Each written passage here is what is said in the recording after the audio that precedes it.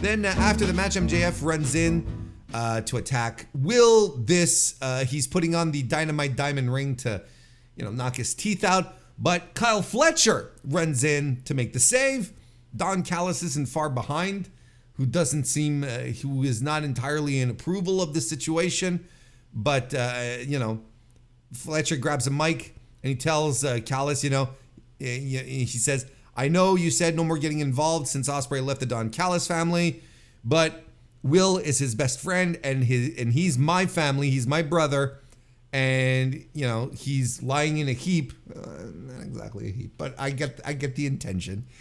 Because of a narcissistic, self-centered asshole. And he's not going to sit back and let him, get beat up. So, yeah, nice little tie-in to the story here. And I got to tell you, I really liked Kyle here. I thought Kyle was fired up. I thought it was a surprisingly good promo, because when's the last time you really heard Kyle Fletcher go off on a promo? I thought this was extremely solid.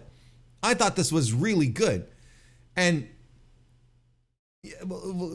maybe we'll go through the content like very quickly. Basically, he puts over the fact that Max doesn't give a damn about America. That when he was a wee Australian, his dream was to move to the United States because this is where the best wrestle. That's AEW though.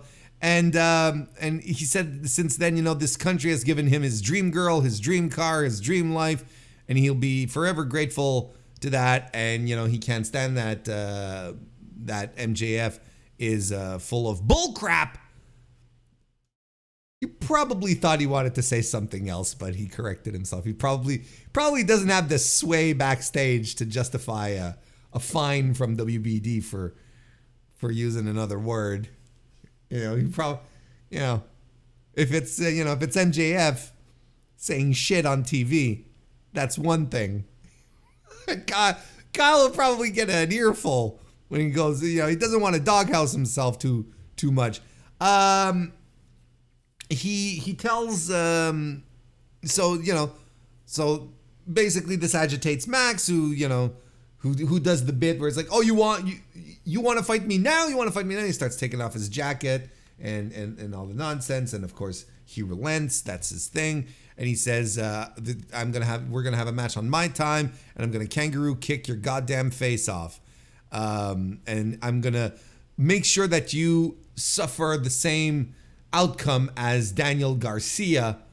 And when I break your bones, when I break your neck, when I break your back, I don't remember what it was, Will Ospreay will only have himself to blame. So that was good. I thought the opener was very,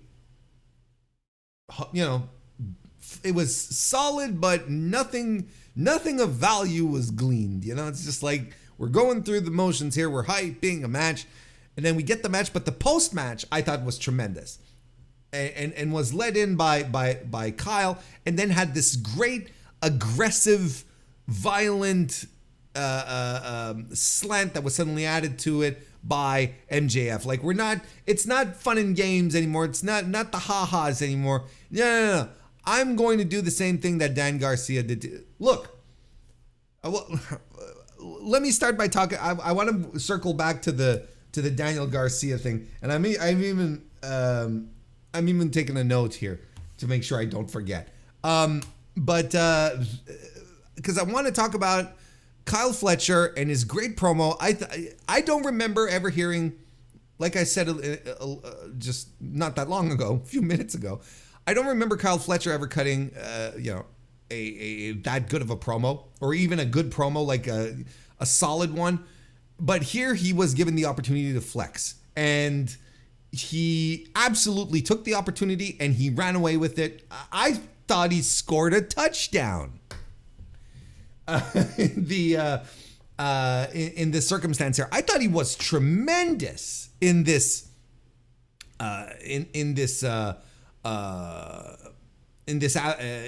promo here. And we keep talking about on this review show how Kyle Fletcher has all the tools to be great in pro wrestling, to be a top guy. He's got the size, he's got the look, and he's got the ability. And I think Tony Khan sees this. I think this is why he's not relegating him to backstage while waiting for his tag partner to heal up, and then they can reform. You know what they often do, right? I think Tony sees the potential in the kid and wants to give him some TV time, and he wants him to grow into this role, which is why I think he feels confident in the CMLL stuff on top of that. Like there's a lot of signs here that Tony really believes in the kid and wants to give him the opportunities, and giving him the microphone so he can cut the promo and get everyone fired up for a match with a predetermined, like all finishes are predetermined, but you know what I mean, with a foregone conclusion, a match with a foregone conclusion next week. That's got me hyper. I'm like, okay, let's go. I'm excited for this. That's tremendous. Like, there's something special about him, and like we always say, it is entirely up to Kyle to make the most out of those opportunities and to use that potential to become great. That's entirely on him, because you can have the potential but never put it to use.